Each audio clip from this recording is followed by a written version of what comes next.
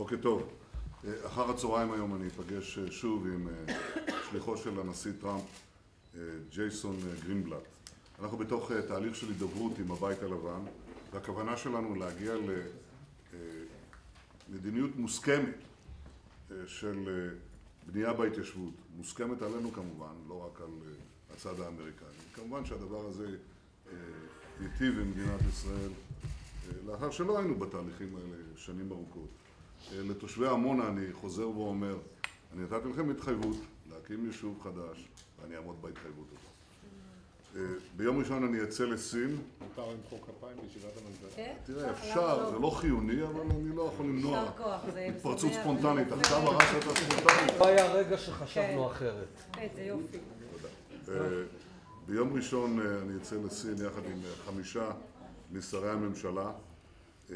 הביקור הוא בהזמנת נשיא סין, והוא בא לציין 25 שנים ליחסים הדיפלומטיים בין סין לישראל.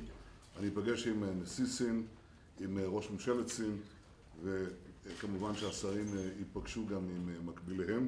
אני אפגש גם עם ראשי התאגידים הגדולים ביותר בסין, והיום כשאנחנו אומרים התאגידים הגדולים ביותר בסין, אנחנו לפעמים אומרים התאגידים הגדולים ביותר בעולם, או שנעשים במהירות הגדולים ביותר בעולם. אנחנו נמשיך בשיחות להקמת הסכם אזור סחר חופשי בין סין לישראל, ונקיים את ועדת החדשנות השלישית המשותפת לישראל ולסין. ואנחנו כמובן ממשיכים לפתח שווקים חדשים, לפתוח שווקים חדשים לכלכלת ישראל, וזה דבר שאני מצפה גם את שיתוף הפעולה של כל השרים, והם עושים זאת.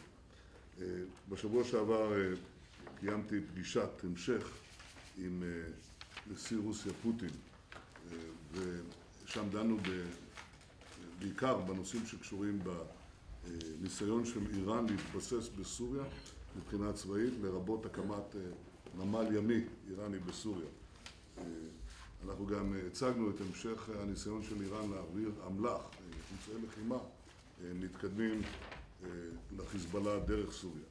אנחנו גם דנו בנושאים כלכליים, הייתה שם התפתחות חשובה לכך שהנשיא רוסיה פוטין הודיע שסוף סוף בעיית הווטרנים תיפתר, דבר שבא בעקבות הפתרון של בעיית הפנסיות. אני חושב שזו בשורה חשובה. היו גם הסכמים נוספים בתחומים של חקלאות, אימוץ ילדים, אזור סחר חופשי. השר אלקין ימסור דיווח על כך בישיבת הממשלה. ישראל נמצאת בתקופה של פריחה מדינית. לא כל הבעיות נפתרו, אין זה אומר שהמדינות מסכימות איתנו בכל דבר ודבר, זה לא כך.